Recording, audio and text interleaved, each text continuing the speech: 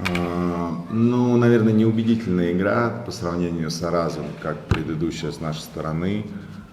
По мне, остановки, вот эти все паузы матча не делают футбол красивым, интенсивным и правильным. И лежат все время только игроки чужой команды.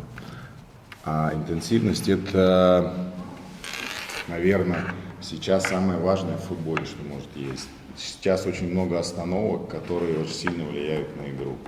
Да, то есть иногда хочется прям по 3 минуты, и ты просто ходишь и не смотришь футбол.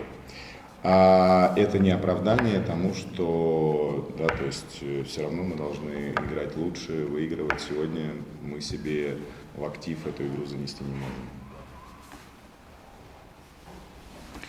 Əlbəttə ki, bugünkü oyunumuzu bir öncəki oyunumuzla Araz oyunuyla müqayisə etsək, kifayət qədər inamsız oyun sərgilədik deyə bilərik.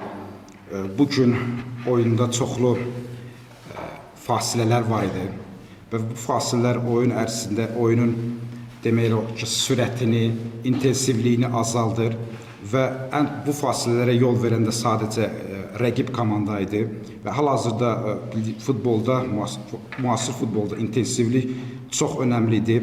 Bəzən bir də görürsən ki, rəqibin oyuncuları 3 dəqiqə və daha çox fasilələrə səbəb olurdular. Amma bu bizim üçün bir bəhanə olmamalıdır. Bunu bir bəhanə kimi demək istəmirəm. Biz bugün daha yaxşı oynamalıydıq, daha yaxşı çıxış edib qalib gəlməliydik. Əminliklə deyə bilərəm ki, biz bu oyunu öz aktivimizə yaza bilmərik.